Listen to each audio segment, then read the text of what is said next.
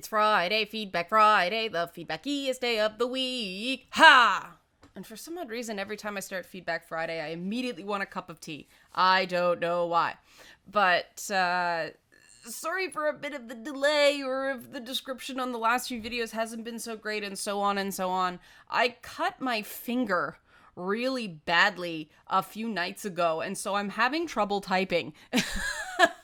I did it on a pair of scissors, working on a craft for a friend's father's, I think it's like 70th birthday party. I'm making one of those big fake cakes, and I sliced myself. So it has not been fun. I have also been dealing with some technical issues that have annoyed the effing crap out of me. Ever since the most recent Windows update, certain programs have not been working as usual. It's usually because they need an update that I wasn't prompted to do, and I don't find this out until I open up the program and something goes horribly wrong.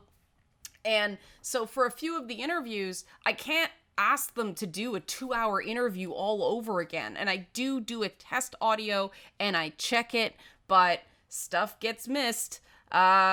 So I am working very hard to get these problems fixed, because this is a fairly new thing. There aren't FAQs online. There isn't any information. I'm bumbling through it. So bear with me. A lot of YouTubers are dealing with some wonky stuff lately because YouTube is panicking and freaking out, trying to stop advertisers from fleeing or trying to get them to come back. And you know, for the record, if anybody is interested, I absolutely do not blame the advertisers. If I was in their shoes, I would not want their content on some of the stuff that YouTube has allowed to proliferate. Now, of course, YouTube is being reactive, and so a bunch of people who are minding their own business, like LGTB, Q YouTubers, LGBT, I always flip those around, really doesn't matter, but YouTubers are minding their own business and had everything, age restricted. And, I know people who have seen severe loss of revenue for whatever reason. I know I've been getting videos flagged that make no sense. For the most part, I appeal them and they reinstate the monetization, but one didn't get reinstated. And it was the one I did on going through the big story about unfounded designation in Canadian police computers about rape investigations. And for whatever reason, they will not, I don't get it. It's an analysis of a social trend. I am not saying rape is good. I am not saying the cops are bad. It is really bland analysis. I don't get it, and there's no way to get it, because when you appeal and they reject it, they don't give a reason. They just say, this isn't up to our community standards, and you and I both know YouTube's community standards are whatever they are this week. And there's even multiple tiers, apparently. There's this YouTube Heroes program that has nothing to do with the AdSense thing with the revenue. So there's plausible deniability all around. No one is accountable for this system. And you guys know how I feel about unaccountable systems. So bear with us. We'll all get through this together. It's certainly pushing more YouTubers toward some, crowd-funded, user-supported system like Patreon, which, isn't perfect, but it's a lot better than suddenly getting your revenue yanked because of a change that you had no say in. And,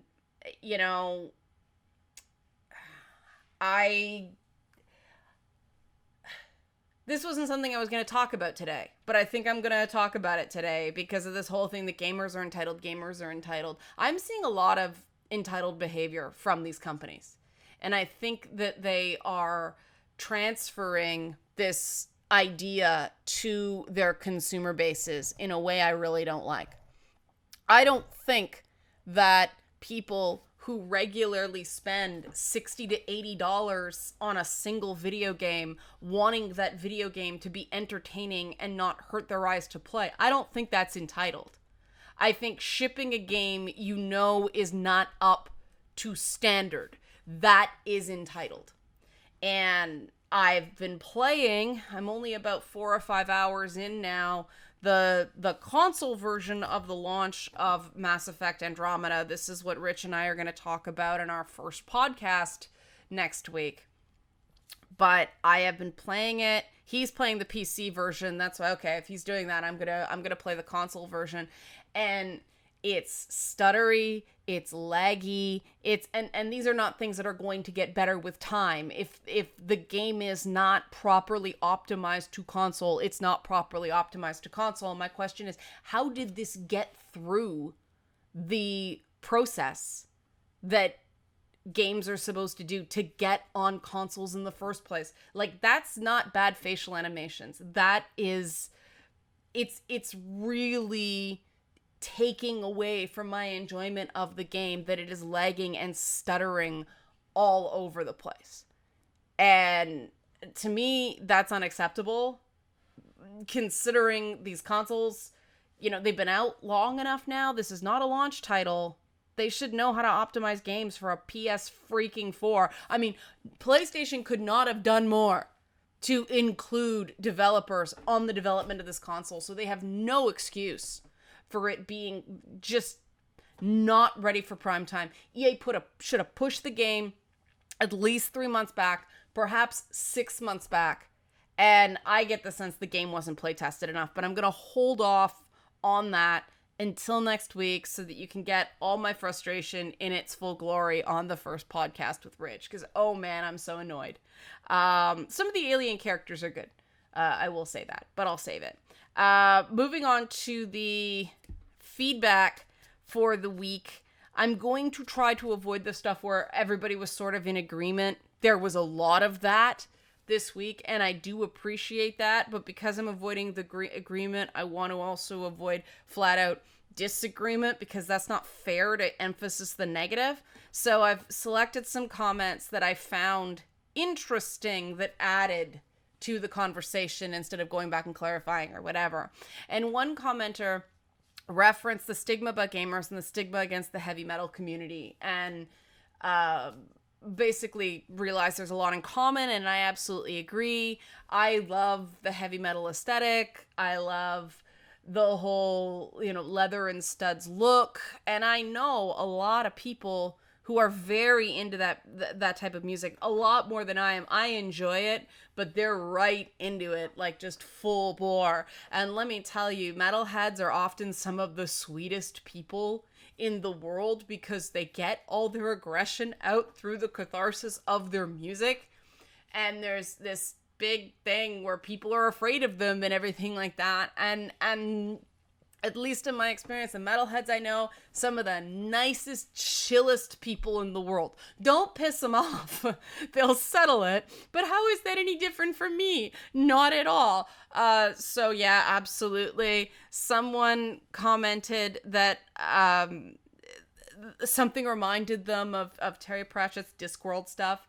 And yeah, when I was first introduced to Discworld, it was one of these things of, why hadn't I read this before? I was very much in the Tolkien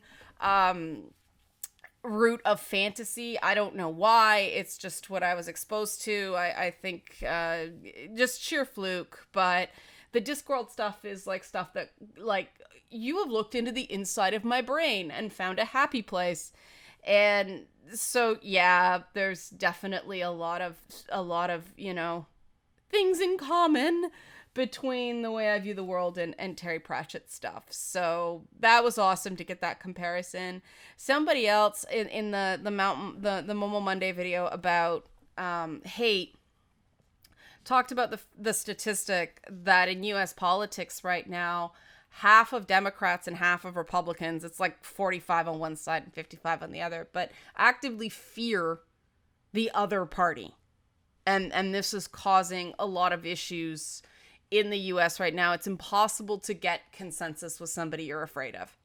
And I think this is a very fair thing to connect to what I was saying, because, you know, it is true that because of the way election financing works, and because of the way they have decided to motivate voters, there is a lot of fear out there. There's a lot of identity politics, and no party has the market cornered on identity politics. No party exclusively engages in identity politics. Both parties engage in identity politics to a great degree in different ways.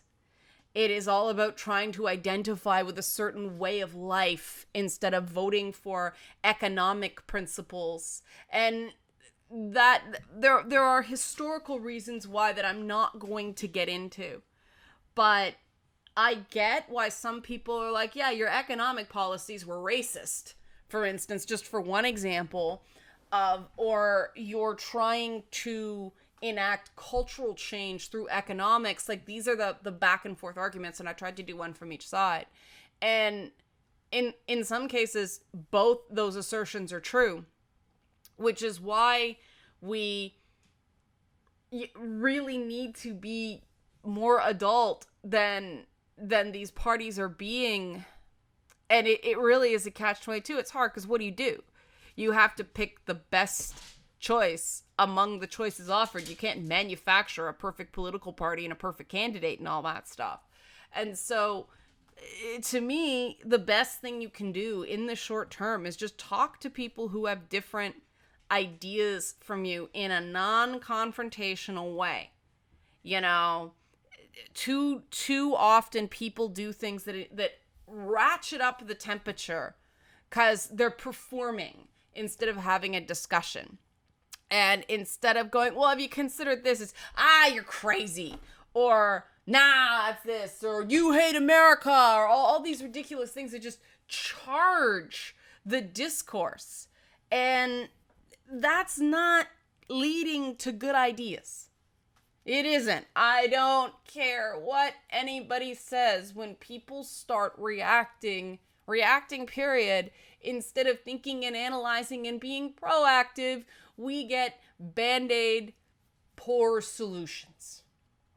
And so, you know, despite extreme attempts to the contrary, I'm lucky to live in a country like Canada where right now we happen to have a government that's functioning, and despite some minor scandals is essentially working. I mean, there's always scandals, right? There's always people trying to gotcha and things like that. But essentially our government is working, and some big steps are moving forward, finally sort of addressing the historical mistreatment of Indigenous peoples. That pause was to try to figure out how to say that. To get sane marijuana laws, which is essentially a path to legalization. And that's something, I mean, my views have really evolved with that. My first was, no, I don't want it to be illegal because, my God, I'm violently allergic to the stuff. And if it's everywhere, if people can just smoke it anywhere, I'm not going to be able to go anywhere because I'm going to get sick. My views on the whole thing have evolved because I see so many people smoking weed in places that you can't smoke cigarettes. And that has made me really aware that the draconian laws surrounding marijuana have led to lax enforcement, because you don't want to put someone in jail for smoking. Having them be fined for smoking in the wrong place is the way to go. If they want to destroy their lungs, and because any hot smoke in your lungs damages your lungs, it doesn't matter what it is. It can just be, you know, smoke anything. It's the heat. It destroys the cilia in your lungs. But, you know, if legalization is going to subject weed to the same strictures that tobacco is currently under, I'm all for it, because that means they can't smoke within a certain, you know, certain space from front doors of a building. You can't smoke in concert venues, for instance. You have to go outside.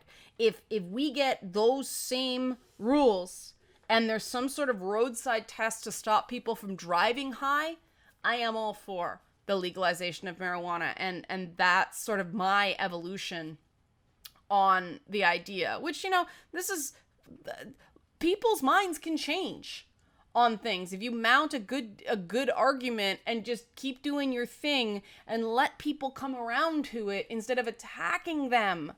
Because when someone is attacked, they're not listening to what you're saying if you're insulting them and attacking them. And I'm not trying to Pollyanna this. I'm not expecting people to sing Kumbaya. I just want effective solutions to things. And another commenter said, that they're a black person and that their grandfather was racist. And, that was, they were responding to another thing I talked about hate and all that stuff. And I appreciate them sharing that because I think everyone has dealt with some bigotry from an older relative. I know a friend of mine who's Asian Canadian is dealing with his parents that everything's, better in China, better in China, better in China. And they took a trip to China mainland. And I said, what did they do when they were in China? Oh, everything's better in Hong Kong then. So, some people just get bitter. And I know I've seen it in my own family. I've seen racism and not, the jokes that people don't mean anything by. Actual racism. And it is chilling when you actually see it in people are otherwise good people. And what you do when you encounter that is very difficult because you can't convince someone all of a sudden that they are being bigoted, and it's less about their choices of words and more about the way they act or their ideas about what behavior should be allowed for groups of people. That's when things get really serious. And I think that's a decent enough segue into the next video, which, like I said, the whole Wonder Woman armpits thing, it's so ridiculous. I don't even like doing these costume reveal videos. They do really well, so I do them, but I hate nitpicking about promotional images. We're supposed to do that. They want to build hype. But that's why I try to talk more about the posture and sort of what it says instead of saying I like it or don't like it and just leave it there. One person commented that nobody comments on Thor, shirtless Thor, having no body hair himself, even though he's supposed to be a Norse god, and we sort of, associate the whole Viking thing with lots and lots and lots of hair. Yeah, really fair point. And that's why I think this whole fixation on Wonder Woman's appearance is actually quite sexist. I mean, I'm not talking about whether people think a warrior should, those are fair because that's done with guys too. I remember the whole fat Batman controversy that happens multiple times, but it happened with Val Kilmer. People weren't sure Ben Affleck was right for the part, all that stuff. So that is fair. Casting choices tend to get criticized, but something like body hair, guys don't deal with that stuff. They don't. There is not the same nitpicking the way it happens with women. And so this is sexism, plain and simple. There's no way around it. And this leads to a great question someone asked. And I'm surprised somebody hasn't asked it before. Maybe they have, I just haven't seen it. But the question is, if a feminist is making a claim, how do you get to determine if it's false feminism or not? And that is a great question.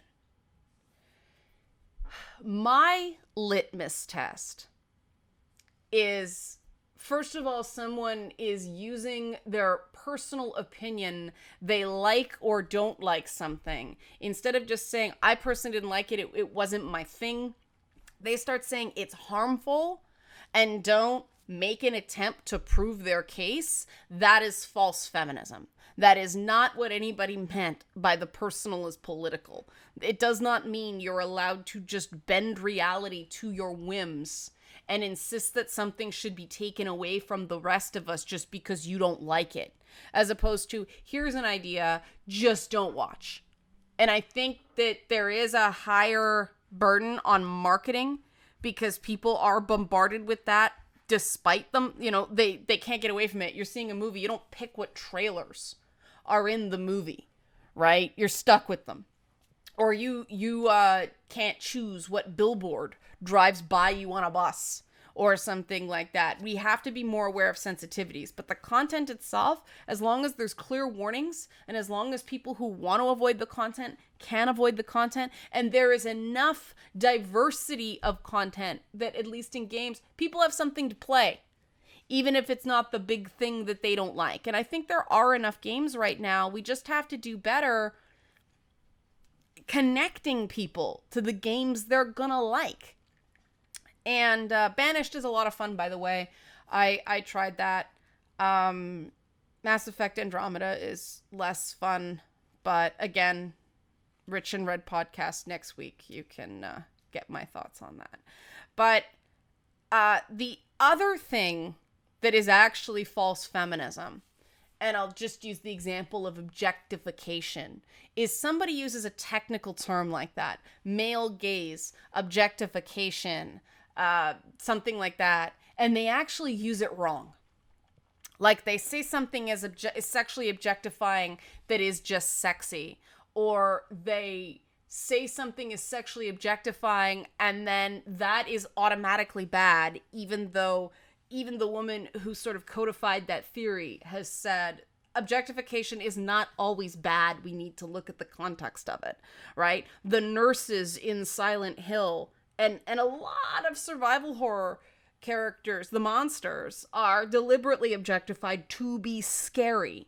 That is not an evil or bad thing because the characters are supposed to be evil. They're using objectification to make people go, ugh, right? It's you know, that is not the same as treating someone like a piece of meat in a disrespectful way that removes the reasons to treat them decently. Or not even that, not treat them badly. That is the end problem with objectification. That if you objectify a person, it you know, makes you see them as less of a person, and therefore you can do bad things to them without feeling like you did something bad. That's the real problem with it.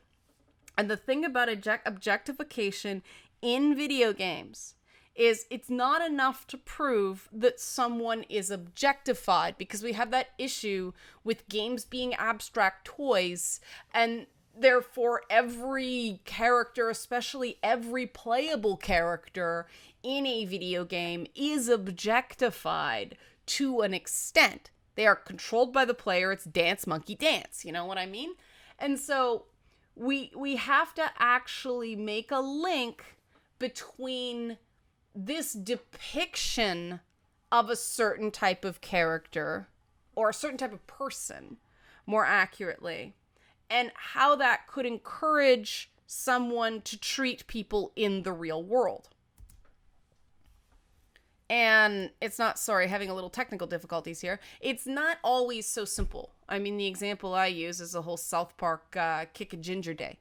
That a court in Alberta, I think it was, said, oh, somebody's not culpable for beating up a ginger kid because South Park made a TV episode. And, okay, I'm the affected group right here. Gingerphobia is actually a thing.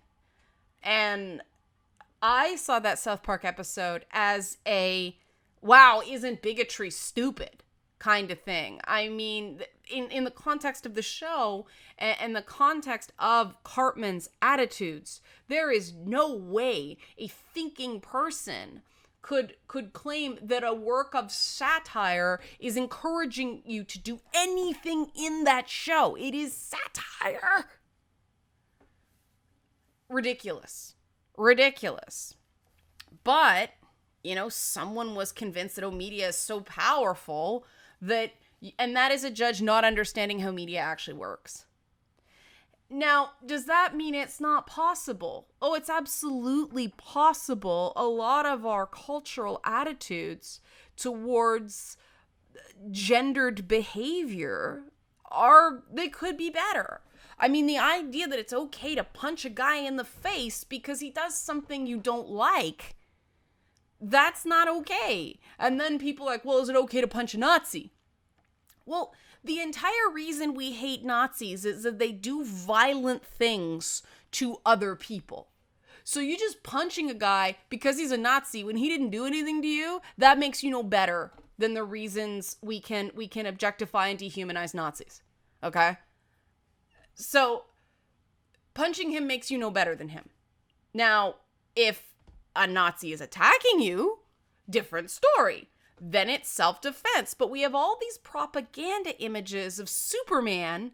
Now, I mean, there was some yellow peril going on with the Superman says slap a Jap stuff.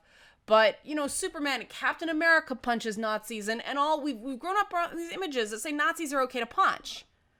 And then we get the Richard Spencer thing. And then we have a whole debate whether it's okay to punch a Nazi. So it is an issue that media over time, if there's enough replications of something, can cultivate opinion. It is possible. And the goal of media critics is to sort of try to link media to real world behavior to get people to think more about the assumptions they make instead of trying to establish a causal link. And so if someone starts saying that this sexy woman is objectified and therefore, it is inherently evil, well, that actually is reductive. And it is actually false feminism without the additional step of, here's proof it's objectifying. For instance, it's just a shot of the women's boobs. Remember the Lion's Head, the fabled barmaid controversy, where it was a woman with 4 big jugs, 2 big jugs of beer, and then the jugs behind them.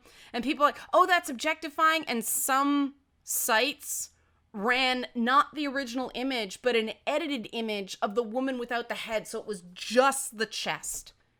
Well, that woman holding 2 things of beer, it's sexualized, absolutely. But as long as she has a face, you can't actually make an argument for objectification. The image where the editor cut off the woman's head is objectifying because it's just boobs. It is not a whole person with boobs. It is just boobs. And the whole idea is that you shouldn't reduce someone to their body parts. And because it makes them seem less human. And so that's where false feminism falls to me. So I do make the claim that certain things are false feminism. And I am going to segue into something else that somebody talked about. I'm not really sure I want to get into this, but then I realized, wait, this touches on something kind of tender. So I'm going to. Somebody asked me to talk about the Krystal from Star Fox, oh God. That's up there with intersexual instead of intersectional, which I am going to keep saying because I think it's funny. But Krystal from Star Fox, dude in the gaming media said, if you say you didn't fap to Krista and Star Fox Adventures, then you're lying or something like that. And Feminist Frequency got all huffy and up in arms and, she was,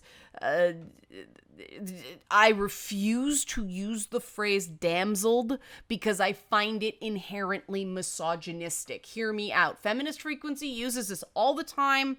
I believe this is false feminism. The problem is damsel in distress. More accurately, the problem is the women in refrigerator syndrome trope. Women who are harmed, depowered, killed, or otherwise, sidelined to advance the plot of the male main character. That is the real issue. The damsel in distress in general is a morally neutral trope. The overuse is a problem because it's lazy. But the damsel in distress is actually pro-social gender performance. We should not be treating women like perpetual victims, but in individual cases, there's nothing inherently wrong with it. But feminist frequency has reduced this damsel in distress idea to the term damseled. All a damsel is a young, unmarried woman. And so to use the word damseled, as a pejorative is actually dehumanizing to young unmarried women. Young women cannot help being young women who are unmarried. So saying damseled is just ignorant. It's ignorant. I don't like it.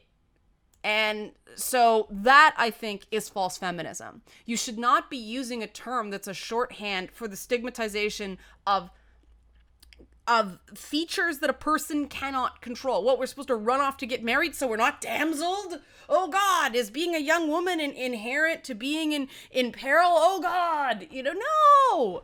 Stop using these stupid cutesy terms of phrase. Say what you mean. Be specific. Don't create these memes that actually don't mean anything. Drives me crazy. I'm sure you can tell.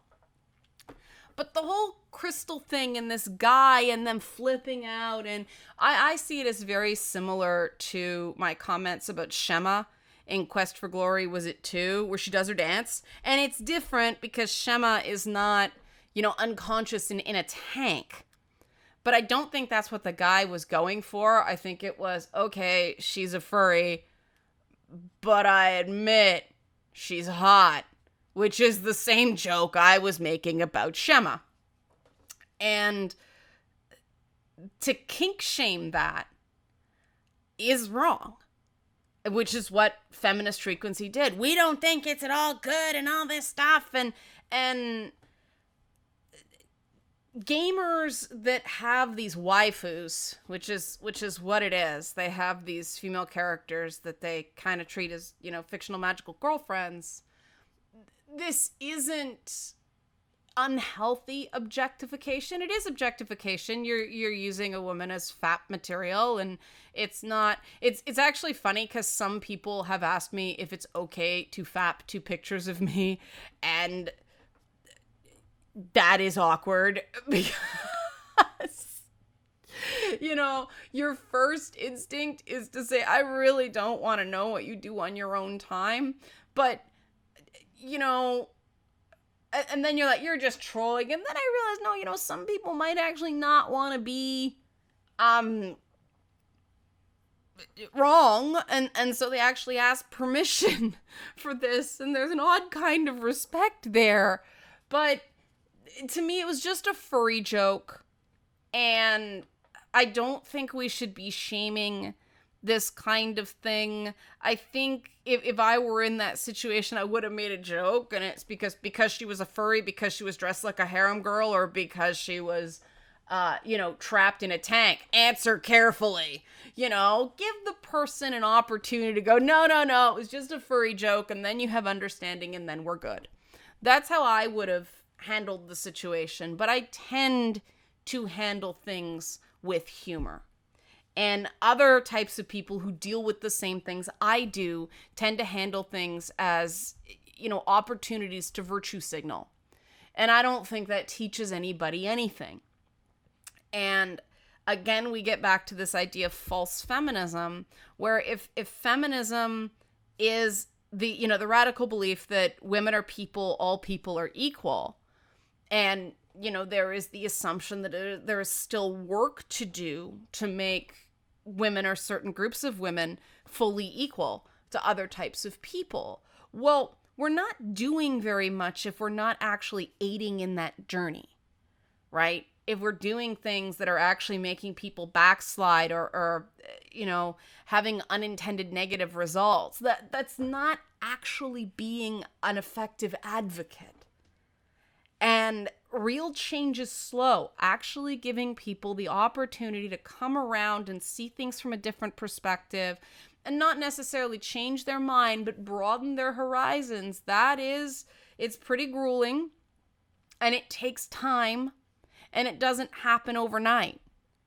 And personally, not that I'm trying to indoctrinate anyone, quite the opposite, but I think it's more productive for me to present things in sort of a lighthearted way that's still having fun and shows I can take a joke, and I'm not demonizing anybody. My audience is like 92% male. It waffles between 90 and 92. I'm not going to attack,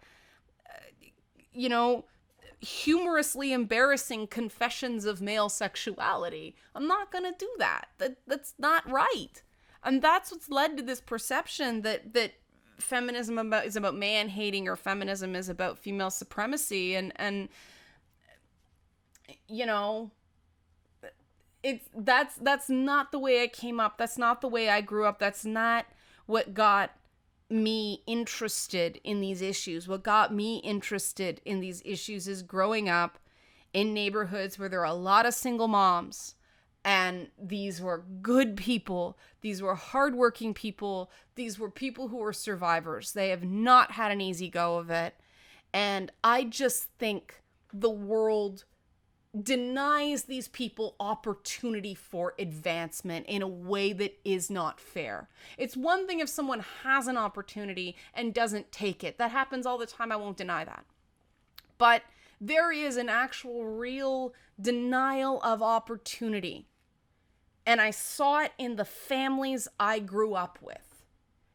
Children of single mothers have unique struggles, but those women, those single mothers, are treated as just, the conduits to these kids, as opposed to people in and of themselves. Society and the way the programs are structured write these women off. And that was my entry point into this whole thing. That's what I really care about. And yeah, there's a lot of classes, a lot of socioeconomics, there's a lot of intersecting or intersexual elements here. But that's where I came into it.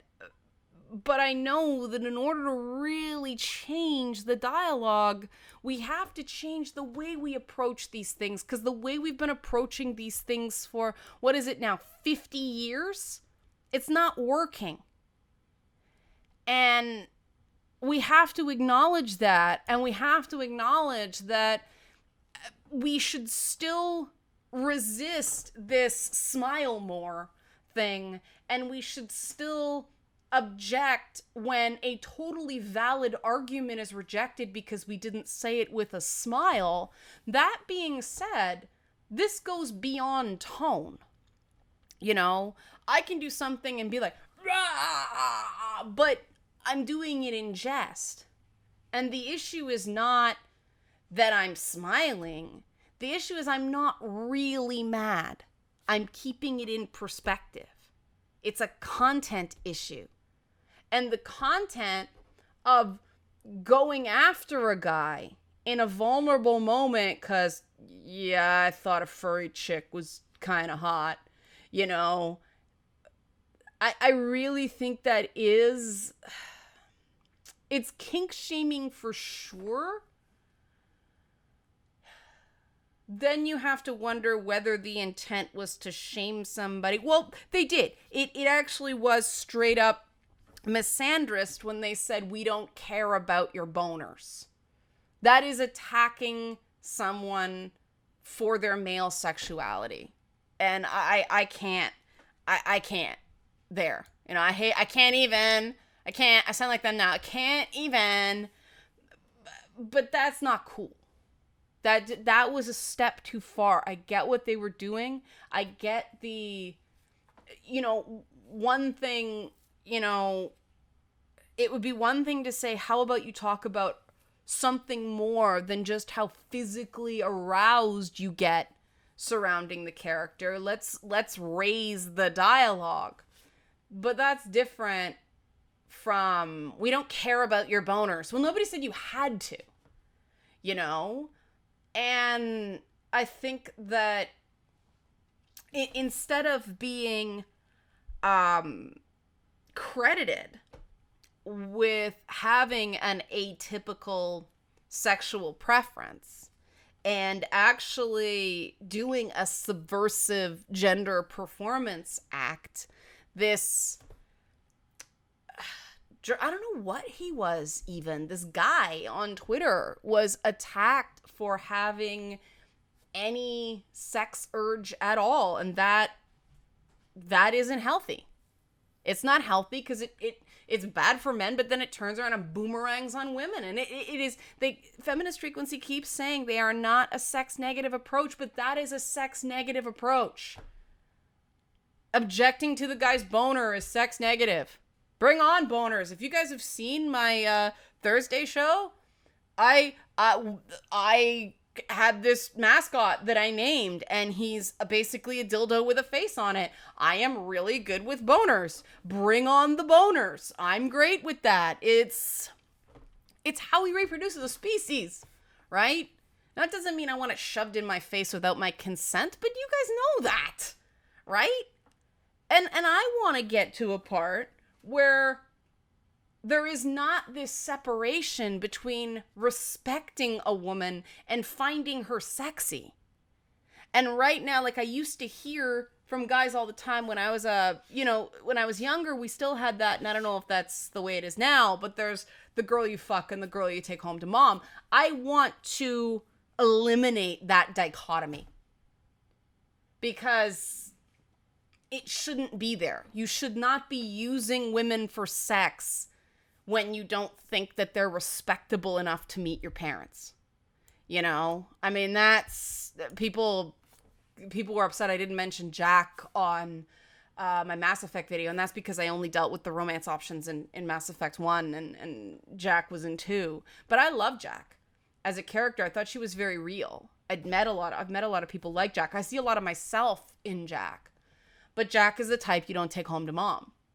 And I think that's why I felt sort of an affinity for it, because who are the people you take home to mom?